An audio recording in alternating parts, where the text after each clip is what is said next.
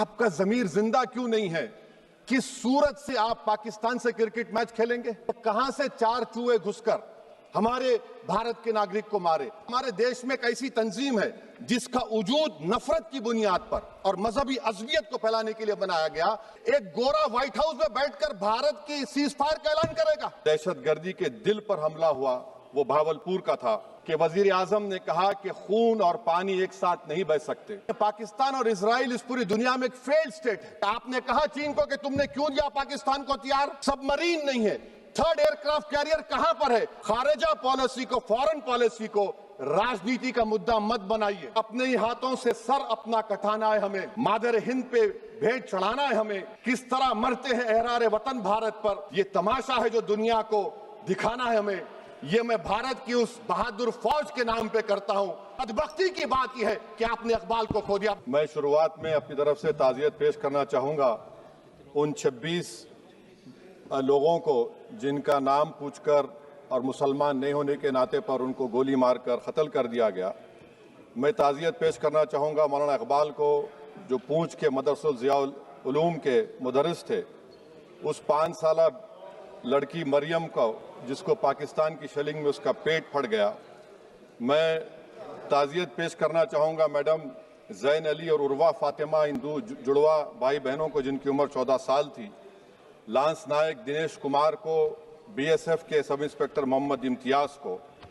मैं शुक्रिया अदा करना चाहूँगा कश्मीर की आवाम का कि उन्होंने पहलगाम के वाक़े के बाद मस्जिदों से ऐलान किया मजम्मत का, बगैर किसी के बोलने पर रोड पर निकलकर उन्होंने पाकिस्तान से आए हुए दहशतगर्दों की मजम्मत की। मैं मुबारकबाद देता हूँ हमारी मुसल्लह अफवाज को कि उन्होंने एक अजीम कुर्बानी पेश की और बहादुरी के साथ ऑपरेशन सिंदूर में भारत को कामयाबी दिलाई।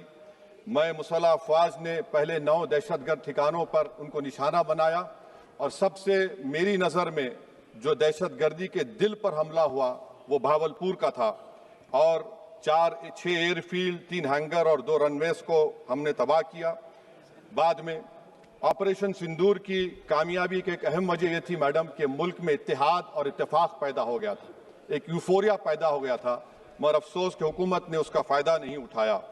मैं आज भी कह रहा हूँ, जिम्मेदारी के साथ कह रहा हूँ कि पाकिस्तानी फ़ौज, पाकिस्तान की ISI, पाकिस्तान का डीप स्टेट, उनका हयाती मकसद ये है कि हमेशा भारत को कमज़ोर किया जाए और अगर हमको इन ताकतों को कमज़ोर करना है तो देश में इत्तेहाद और इत्तेफाक को बरकरार रखना पड़ेगा।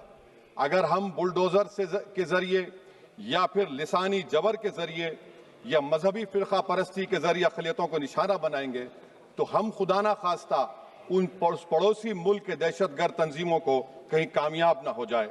मैडम, मैं आपके सामने ये भी कहना चाहूँगा कि इत्तेहाद और इत्तेफाक इस मुल्क में जब मजबूत होगा तो हमको बैनुल-अक़वामी सतह पर दिखाने की ज़रूरत नहीं पड़ेगी। मैं आपकी तरफ से हुकूमत से चंद सवालात करना चाहूँगा कि वज़ीर आज़म ने कहा कि खून और पानी एक साथ नहीं बह सकते, आतंकवाद और बातचीत एक साथ नहीं हो सकती। तो मेरा सवाल आपके ज़रिए से वज़ीर आज़म और हुकूमत से ये है, फिर जिन इंसानों को बैसारा की वादी में मारा गया था, क्या आपका ज़मीर इस बात की इजाज़त देता है कि आप ट्रेड बंद कर दिए, पाकिस्तान का एयरक्राफ्ट हमारे एयर स्पेस में नहीं आ सकता, उनकी कश्ती हमारे पानी में नहीं आ सकती, ट्रेड खत्म हो चुका है डायरेक्ट इनडायरेक्ट ट्रेड। आपका ज़मीर जिंदा क्यों नहीं है? किस सूरत से आप पाकिस्तान से क्रिकेट मैच खेलेंगे जब हम पानी नहीं दे रहे हैं? 80% पानी पाकिस्तान का हम रोक रहे हैं। ये कहकर के पानी और खून नहीं बहेगा, आप क्रिकेट मैच खेलेंगे? मैडम, मेरा ज़मीर तो गवारा नहीं करता कि मैं उस मैच को देखूंगा। क्या इस हुकूमत में इतनी हिम्मत है कि उन 25 मरने वालों को फोन करके कहे कि देखो हमने ऑपरेशन सिंदूर में बदला ले लिया, अब तुम पाकिस्तान का मैच देखो? बड़ी अफसोस की बात है मैडम। मैडम, अकाउंटेबिलिटी किस पर है? पहलगाम किसने किया? 7.5 लाख हमारी फौज और सेंट्रल पैरामिलिट्री फोर्स है, ये कहां से चार चूहे घुसकर हमारे भारत के नागरिक को मारे? अकाउंटेबिलिटी किस पर फिक्स होगी?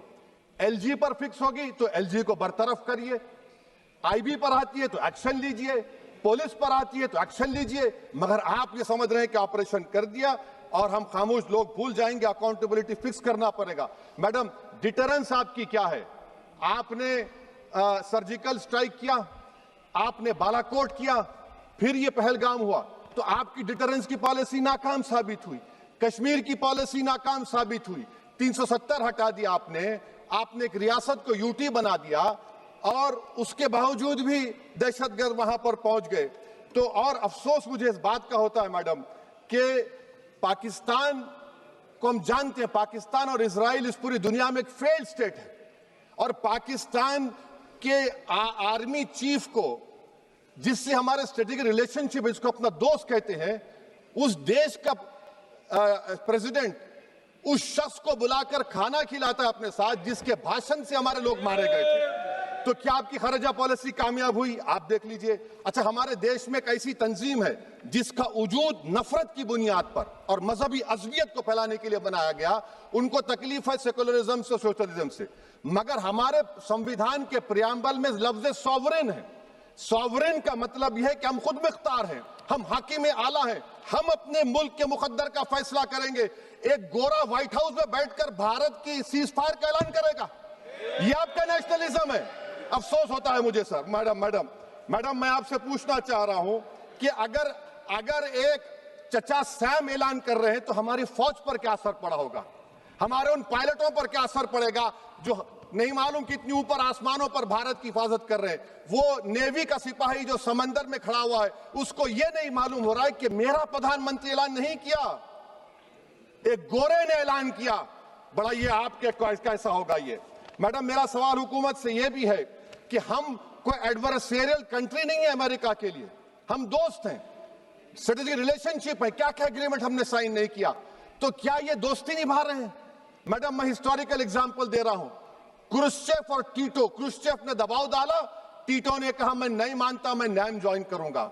मैडम फ्रांस और यूएसए, डिगोल को जब यूएसए ने दबाव डाला तो डिगोल ने कहा कि तुम दोस्त हो मगर हमारी खारिजा पॉलिसी आजाद ना है। मैडम वहीं पर आप देखिए गुजराल साहब, जिसको कहते सबसे कमजोर थे, वजीर आजम थे, उन्होंने बहादुरी का मजारा है कि रिफूलिंग करने नहीं दिया। वियतनाम 20 साल यूएसए लड़ा मगर झुका नहीं, और हम उनको बोल भी नहीं पा रहे, हम तो कोई दुश्मन मुल्क तो नहीं है अमेरिका के, ये आपको समझने की जरूरत है। और मैडम यहां पर वजीर खारजा ने कहा वो चीन गए, डिप्टी चीफ ऑफ स्टाफ ने कहा कि चीन के इक्विपमेंट एक लाइफ लैब था हमारे उनके लिए। क्या आपने कहा चीन को कि तुमने क्यों दिया पाकिस्तान को हथियार? आप नहीं कहे। और मैडम आप जानते हैं कि रक्षा मंत्री ने कहा कि स्विफ्ट एंड प्रोपोर्शनेट, तो फिर जो इंडोनेशिया मिलिट्री अटैचे ने कहा कि हमको कहा गया मत मारो, हम सेल्फ डिफेंस में भी नहीं मार सकते थे पाकिस्तान को। और अगर आप ट्रंप के बयान को गलत कह रहे हैं कि 5 एयरक्राफ्ट नहीं गिरे, मैं यकीन करता हूं आपकी बात का, आप हमारे पायलट्स को कमेंट करिए ना, हमारे पायलट्स को कमेंट करिए कि हम अपने पायलट्स की तारीफ करते हैं, आप वो भी नहीं करना चाहते। मैं हुकूमत से जानना चाहता हूं मैडम कि क्या फ्रांस ने हमको सोर्स कोड नहीं दिया जिसकी वजह से हमारे एयरक्राफ्ट को क्या नुकसान हुआ?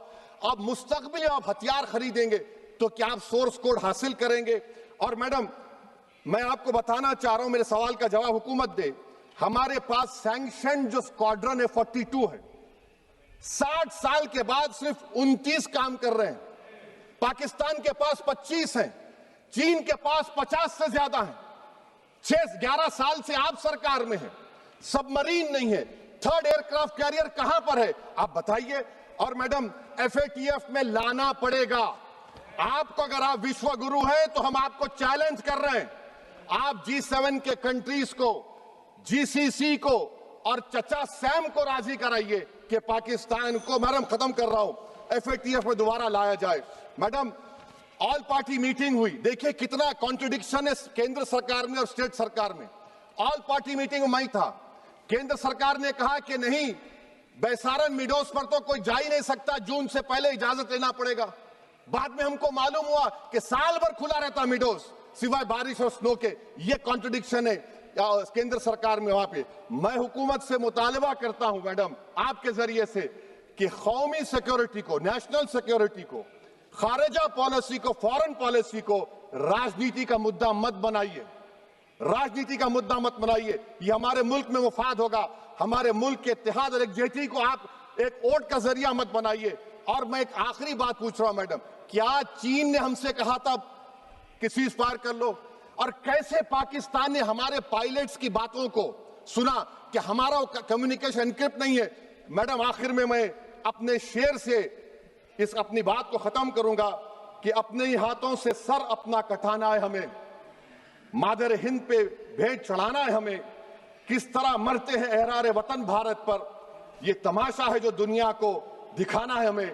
ये मैं भारत की उस बहादुर फौज के नाम पे करता हूं, मुसल्लह फौज के नाम पे करता हूं। ये शेर कहने वाला कोई बीजेपी का नहीं था, ये शेर कहने वाले का नाम शेर था, शहीद अशफाकुल्लाह। मैं फिर से हुकूमत से कह रहा हूं, पाकिस्तान टेररिज्म करेगा, आप तैयार हो जाइए। आप चीन से मोहब्बत, कितना इम्बैलेंस हुआ ट्रेड का, कितना इम्बैलेंस हो रहा है चीन से। अच्छा, जब गलवान हुआ उस वक्त भी ट्रंप ने कहा था कि मैं बात करूंगा, हमने कहा नहीं बात करेंगे, जरूरत नहीं है। आज ट्रंप हमारे से पहले बोलता है इज्जत नफ्स भी कोई चीज होती है, इख्तिदार में कोई यहां रहेगा कोई वहां रहेगा, मगर इख्तिदार में इकबाल होना चाहिए। बदबख्ती की बात यह है कि आपने इकबाल को खो दिया। मिल्लत टाइम्स आपके लिए लेकर आया है सब्सक्रिप्शन प्रोग्राम। डिस्क्रिप्शन में मौजूद लिंक पर क्लिक करें या यहाँ दिया गया QR कोड स्कैन करें, जिसके बाद एक पेज खुलेगा जहां आप 99 रुपये का या कोई दूसरा प्लान चुन सकते हैं। फिर सब्सक्राइब नाउ पर क्लिक करें, उसके बाद अपना ईमेल, फ़ोन नंबर और नाम दर्ज करें और प्रोसीड पर जाएं। एक नया पेज खुलेगा जहां आपको अपना UPI ID डालना है। फिर फ़ोन पे, गूगल पे या Paytm पर जाएं और वहां जो नोटिफिकेशन आया है उसको ओके कर दें। बस आप बन जाएंगे मिल्लत टाइम्स के सब्सक्राइबर और खुसूसी मेंबर।